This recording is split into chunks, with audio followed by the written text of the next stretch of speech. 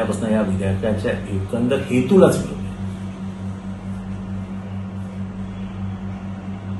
Article 25 भारतीय संविधानाचा article 25 नुसार तुम्हाला जर धर्माचं स्वातंत्र्य तर धर्माचे रीतिरिवाज धर्माच्या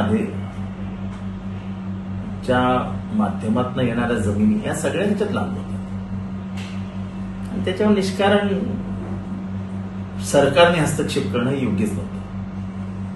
त्यामुळे सर्वोच्च न्यायालयाने घेतलेल्या भूमिकेचं स्वागत करायला पाहिजे. मला माहित नाही सर्वोच्च न्यायालयाचा किती दिवस या भूमिकेवर ठाम राहील, हाही माझ्या मनातला एक मोठा प्रश्न आहे. पण कमीत कमी एवढं तर केलं त्यांनी की तुम्हाला त्या जमिनी ताबडतोब डिनोटिफाय करता येणार नाही, तुम्हाला कुठल्याही बोर्डावरती अपॉइंटमेंट करता येणार नाही.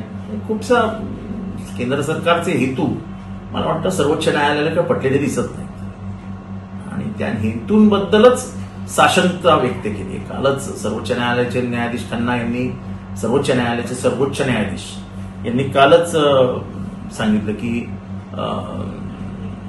1400-1500 सालामध्ये त्या बांधलेल्या मस्जिदींचे जमिनीचे दाखले आणि त्यांचं लीज अग्रीमेंट त्या लोकांनी कुठून आणायचं. जसं मी साधा प्रश्न विचारतो की ताजमहालच्या बाजूला जमीन आहे, आता शहाजहानच्या काळातली कागदपत्र आणि शहाजहानने दिलेलं लीज डीड कुठे शोधायचं. तेव्हा हे सगळं जे काय आहे ते जरा सगळं हेतुपूर्वक केल्यासारखं आम्हाला तरी दिसत होतं.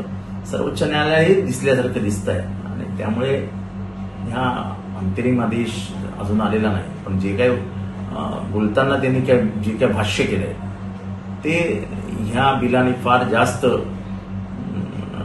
खुश आहेत असं काय वाटत नाही आणि धर्मस्वातंत्र्यामध्ये हे सगळं येतंय असं आमचं मत आहे आणि सर्वोच्च न्यायालयही तसंच मत व्यक्त करतं.